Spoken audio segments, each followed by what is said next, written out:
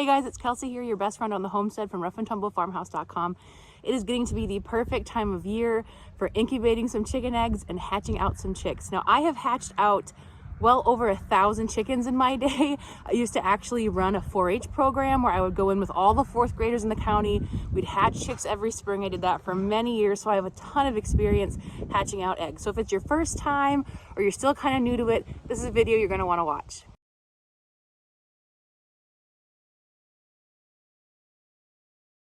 So real quick, let's talk about where you can even get eggs if you want to hatch eggs. You can buy hatching eggs online. That can be a little bit, I don't know, it's maybe not my favorite choice because the eggs have to go through a lot to get to you. You don't always have guarantees about how well they're going to hatch.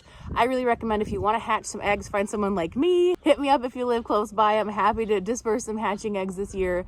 You want to find some eggs that are local, preferably, so that way you know that they are new. Hopefully their viability is really good and you'll have a better success rate with hatching them. If I want to hatch out eggs, I'm pretty lucky. We have quite a few hens. We've got way too many roosters, honestly, right now. So we have really great fertile eggs, and it's finally getting to be that time of year where we can start bringing them in and putting them in the incubator. And one thing you want to pay attention to when you're hatching chicken eggs is you want to make sure they haven't frozen. So you can maybe see behind me here, there's still some snow on the ground, and you want to make sure that the eggs haven't gotten even to like refrigerator temperature isn't ideal. So you want to wait till you're somewhere probably in the 50s at least before you start collecting eggs from your coop or whoever you're buying from, that they are waiting till the temperatures are warmer before they're collecting those eggs for incubating. Now let's head in the coop and take a look at some eggs. You're selecting your eggs from the chicken coop. You want to make sure you're getting eggs that aren't too funky. So let's take a look at what sort of eggs you want and don't want for incubating. Here I grabbed just a couple eggs to show you some examples of eggs I would not personally use for incubating. So this one, as you can see here, it's just really dirty. So unless you really have no other options, it's better to avoid using eggs that are really dirty just because the chances of bacteria interfering with the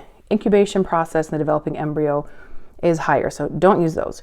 This one, as you can see, is very oblong and not very well egg shaped.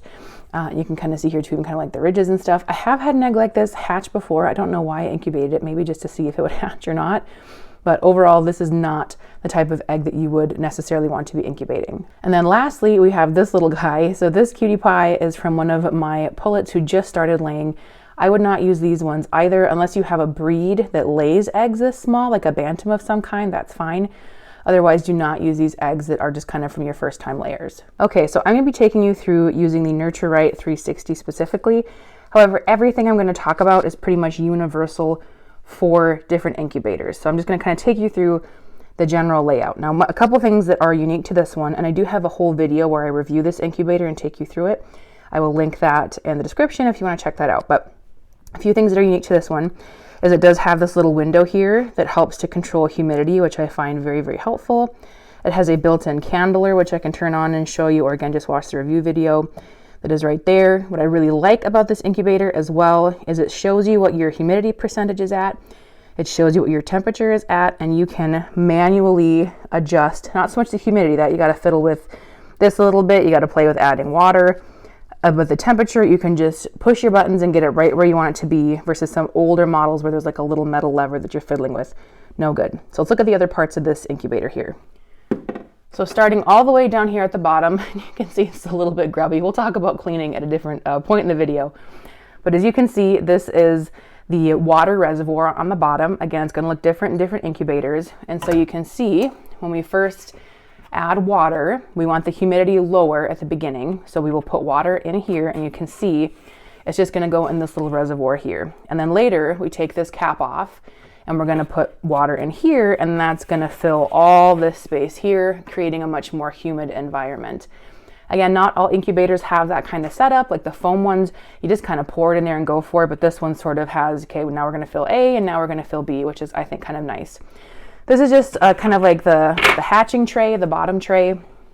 This is what we are going to be down to when the eggs are hatching. And again, we'll talk about that more in a little bit. This is our automatic egg turner. Most incubators come with them, not all do. So check the packaging before you get one.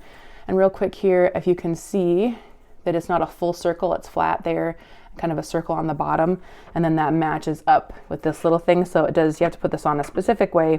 Otherwise it won't, if I can pull it off there, it won't go on properly. So you got to get kind of the little shape lined up. So we've got our turner, our tray down there. We've got our water reservoirs underneath, and then the top goes on top. Now this kind of incubator is one that is going to be circulating the air. You also have still air incubators. So you can see there's a fan in here, so it's moving the warm air around.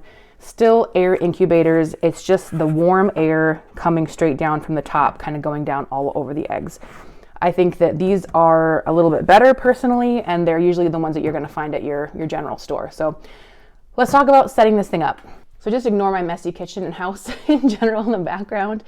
But that's actually kind of the place where I recommend you do set up your incubator. When you get it in the right spot that you want to have it, it should be somewhere where you are going through there frequently. Right now I have it in a window just because I'm trying to have good light on it. You do not want to put it in a window because it can affect the temperature. As you're getting more sun in the window or less sun, it can cause temperature spikes or temperature drops. It can cause drafts and things like that. So don't put it in a window, but I like to put it, we just have kind of this counter back over there where I can set, I also do fermentation there. I ferment stuff and I incubate chickens and ducks or whatever else. I like to put it just kind of back there where it's out of the way, where the kids aren't going to get into it. It's most likely not going to get bumped or anything like that, but it's still somewhere where I'm keeping an eye on it, because I have found, even with this one, which is like a really nice model incubator, that the humidity usually needs to be adjusted every other day, and then towards the end sometimes every day. It just really depends. So if you tuck this thing like in a corner of the basement or a guest room or something, you're not going to be paying enough attention to it, and you're going to miss something, and you're going to, decrease the viability of your hatches. One thing I also really like to do is with the cord, grab it here, when you plug in your cord somewhere, I don't have it on here right now, I must have taken it off, but I like to put some like hot pink electrical tape or something on here just to make sure it's very clear which cord is your electrical cord for your incubator, so someone doesn't go to make coffee and unplug your incubator, and then all of a sudden halfway through incubating your eggs, they no longer have a heat source and things aren't working anymore. So it's a good idea to mark this in some way to reduce the risk of it getting unplugged. So about 24 hours before you're planning on starting your eggs is when we want to get our incubator set up. So I'm going to go ahead and plug this in down here. Okay, and so this sucker is ready to go. Now on mine personally, again, you can set the heat temperature that you want it to be. It should be at 99 degrees is the ideal temperature, whether your incubator tells you itself or you get little thermometers to stick inside here and keep an eye on it. 99 degrees is what we want all the way through the entire hatch.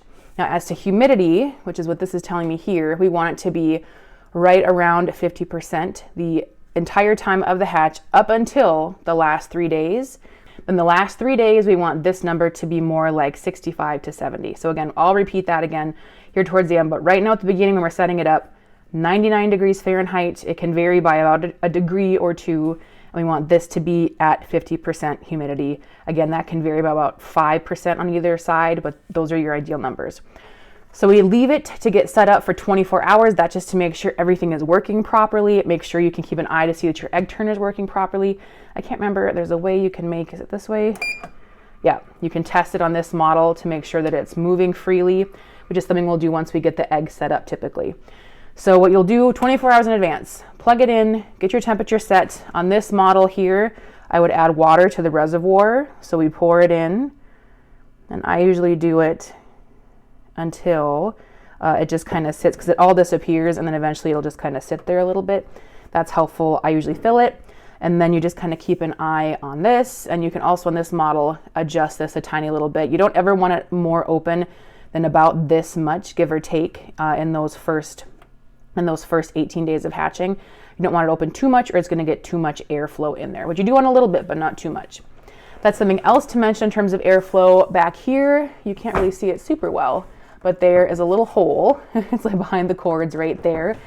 And some models are going to have a little plug in there, and that is something you want to keep in just until the eggs are about to hatch to increase airflow and oxygen in there.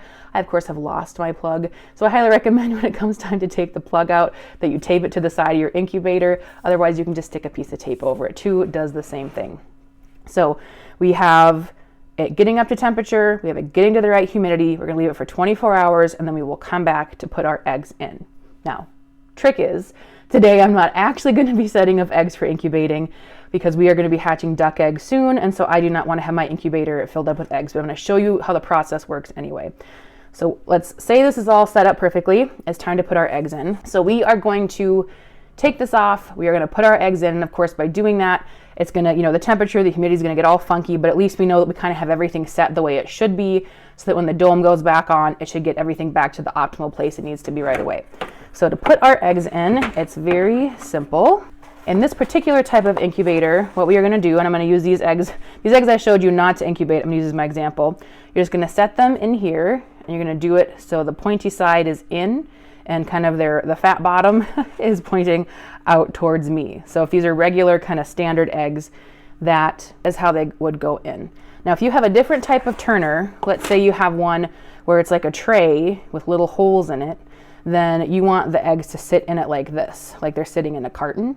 Or if you just have like a flat turner, you would just have it so that the pointy ends are up, all on a line, and that the bottoms are facing kind of down towards you. So that's how we would set the eggs in the incubator.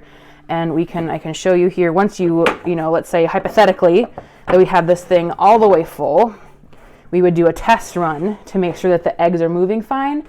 And that's where we would press to have it move. And you make sure that the eggs are all rolling along as they're supposed to be, because sometimes they can be in there funky a little bit, you don't realize it, and this gets stuck and doesn't turn your eggs, which it's very important that your eggs get turned or your chicks will not develop properly in the eggs.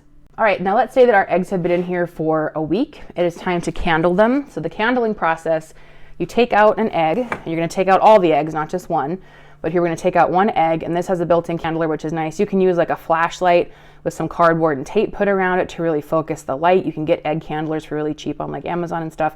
We are checking to make sure the eggs are actually viable and developing. So in this case, let's turn this guy on. I'm going to set this here. So this egg right here, you will probably have some that look like this, where the whole thing lights up like a Christmas tree. That means that nothing is developing in there. Maybe the egg wasn't fertile, maybe something happened that it couldn't develop. Then that is an egg that is not going to do anything. What you're looking for, and I will kind of put a picture over here too so you can see, is there might be kind of like a little focused area of darkness with veins coming out of it, is what you'd usually see right around the first week. That means that is a good egg that is viable and developing. If there's anything you're not really sure on, it doesn't hurt to leave it to check it again at day 14. But anything where it's clearly like this, you can go ahead and just pull them out of the incubator. I put them gently in my outside garbage because you've basically been slow cooking an egg that is not developing. So you're basically making kind of like rotten eggs. It's pretty gross. So that's why we take them out, because they can actually explode if we do not clear them out throughout the hatching process. We'll do this at day 7 and at day 14, which is also something I should have mentioned. Make sure that you are marking on your calendar the day you start incubating your eggs, because this is really nifty. It knows you can set it for how many days you want it to run. But if this loses power for some reason, it starts the calendar over again or starts the clock over again. So it's good to note, even with a slick incubator like this, it's good to note when you started your eggs, so you know for sure when to expect hatching. Okay, so you have gotten your chicks all the way to the point where it is around day 18. The chicks are going to be hatching on day 21. What you want to do now is take out that egg turner, because the egg turner, if it keeps turning the eggs, the chicks need to be able to kind of orient themselves in those last few days as to sort of which way is up and which way they're going to be hatching out. So you don't want to be moving them around a lot. And that also, once they do hatch, that egg turner can get tangled up in their little legs and things as it's moving around. So it's no good to leave that in there. So day 18, take that out. You also are going to want to increase your humidity again to 65 to 70%. And then you also are going to want to increase airflow. So that plug I was talking to you about, that part, or on the Nurture Right 360, it's got that little window you can open. You want to make sure they have lots of oxygen in there to help them hatch more optimally. And of course, another thing to note is to make sure you are following the instructions that came with your incubator. Every incubator is a little bit different, and typically the instructions are going to really give you the best hatching chances if you follow them correctly. So, and if you've lost it, like of course I've lost mine, you can usually find them online as well. Now, it's always so exciting when those first chicks are hatching out. They'll do something called pipping, which is where they poke a little hole in the shell. And that's usually when my anxiety starts and doesn't end till like the hatching is all done, because I'm always so worried that, oh my gosh, something's gone wrong. And so from the time that they pip, it can take up to 24 hours for them to get out of the shell. So just remain calm. That's one of the negatives I find about this incubator that I talked about, is you can really see what's happening. And so I just pace around it nervously. So I actually, when they start hatching, I don't cover any of the holes for oxygen, but I will wrap it a little bit like a kitchen towel, so I can't sit and like stress over the hatching egg. So it can take a while, Don't be stressed. When they hatch out, it's very exciting. You're gonna wanna leave them in there for 24 hours, roughly, give or take. They have enough nutrition from their eggs. Don't be worried about that. They need that time to dry thoroughly and get nice and fluffy. And at that point, you can move them over into your brooder. I prefer to wait until there's a couple of chicks that are nice and fluffy, and usually that's not a problem. There's at least 2 or 3 that can come out at the same time and go together into their brooder. And if you need some more information about brooding chicks, I have a whole video about how I brood chicks, kind of best practices and stuff, and I'll link it here in the description. It'll be linked somewhere, so you can check that one out as well. Now, when you take the chicks out, I also will kind of clean out old yucky shells. That's a great time to do that. Don't be opening the incubator all the time, because as you're changing the environment in there, it's going to kind of throw things off more. So kind of do things in one fell swoop. So I will reach in, scoop out the chicks, and put them in like a little cardboard box with some paper towel on the bottom so their feet have something to grip to. And then I'll reach back in, clear out the old yucky eggs and just toss those in the garbage, and then move the chicks to the brooder. You will notice that as the chicks hatch, you're gonna have big humidity spikes. That's okay, don't be too panicked. At a certain point, there's not much you can do for adjusting that. That's just because you've got these wet chicks popping out of there, and all that moisture from their bodies is creating more humidity in the incubator. Chicks take 21 days to hatch, and so usually after about day 22, I might push to 23, anything that hasn't hatched is not going to hatch. And it's a bummer, because you might even feel that there's a fully developed chick in there, but there was something going on that it just wasn't able to hatch. This is just kind of one of those things, those kind of nature things, that's a bummer. Sometimes you might have a chick that pips and doesn't hatch, and those are always really sad. The hardest, I think, is when you have chicks that kind of pip a little bit and then don't make any progress, because once they've pipped a little bit like that, eventually sometimes the membrane can kind of shrink wrap around in the membrane and the egg. If you are going to help or not, that's entirely up to you. I usually do. I try, because I feel like it's better than just leaving it in there, because they will, cheep and chirp in their egg that they can't get out of. So downsides to that is sometimes the chick isn't going to make it anyway. It can be malformed. It can have like kind of funky legs or things. I'd say it's about 50-50 whether or not the chick will make it if you help it out, or if it's going to have to be humanely put down, or it'll just die on its own. Really sad and hard, but that's just kind of part of this process you should really be aware of before you get into it. Not all of them are going to hatch, and hopefully you don't have issues, but sometimes you will. If you do decide to help a chick, the best thing I can recommend is to take a warm, damp kind of hand towel or washcloth and use it to kind of moisten the egg and very carefully remove it from around the chick. They have such thin, delicate skin. You don't want to just like pull and crank that stuff off of there. Same thing goes if you have a chick that has some shell stuck to it. Again, just a warm, damp cloth to help kind of loosen it and work it off of there. And especially if anything, well, like pasty butt is something chicks can get, or a shell, like any goop on their butt, warm washcloth, very slow, very patient. And this is pretty awful, but if you just pull that out, you can literally pull their insides out through their bottoms. Horrible. So please proceed with caution, go slowly, and you should be fine. I've dealt with it many times. Just a nice warm damp washcloth and go nice and slow. If you do have a chick that comes out that is malformed, that is clearly really, really struggling, that it isn't something that you are going to be able to fix, that's up to you how you want to handle that. I personally think that the kindest thing is to respectfully and quickly dispatch the chick, which, quick warning, I'm going to talk about how to end the life of a chick quickly, is I will hold the chick and kind of make sure it's nice and cozy in my hand, kind of pet it so it's calm, sleepy if possible. And then they're so small and so delicate at that point, you hold it in one hand, and if you kind of get your wrist at the right angle and gently take their head and neck and then just twist in opposite directions, it's done very quickly. Again, I know it's awful, but if a chicken is suffering and in pain and it's only going to continue to suffer, that's for me the best choice. Going to be a total judgment call on your part though. Okay, let's move away from like sad bits, but those are things that can happen when you're hatching, and I want you to be prepared for them if it is something that does happen. After the chicks have all hatched, everybody's in the brooder, the eggs are cleaned out, wash your incubator right away. I'm saying that because I normally don't do it. And then the longer you leave it sit, the harder it gets, the stinkier it is. So clean it out. That's one of the reasons why I really like this model incubators, because it's plastic and it's much easier to scrub it out than it is with like the foam ones. I feel like you can never get those ones clean. So it's a good idea to rinse it, scrub it, sanitize it, and then leave it kind of open to dry before you store it until you're going to use it next time. Now, if you found this video helpful, you like my teaching style, this worked really well for you, I have a full chicken keeping course all about laying hens and raising your own chickens for eggs that's going to be coming out here in the next couple weeks. So I will link to that below. You can get on the waiting list or sign up if you're watching this video after it's already come out. I cover everything you need to know about raising chickens, all the way from hatching, cooking them, feeding them, selling eggs. I cover all of it. I have well over a decade experience in this area. I'm so happy to help people who are interested in getting into chickens and doing so in a very responsible way. I'll also link some videos here, some of the ones I talked about that I think would be helpful if you are looking into hatching chicks, some other things you might be interested in. Otherwise, we will see you here next week for some more from our rough and tumble farmhouse.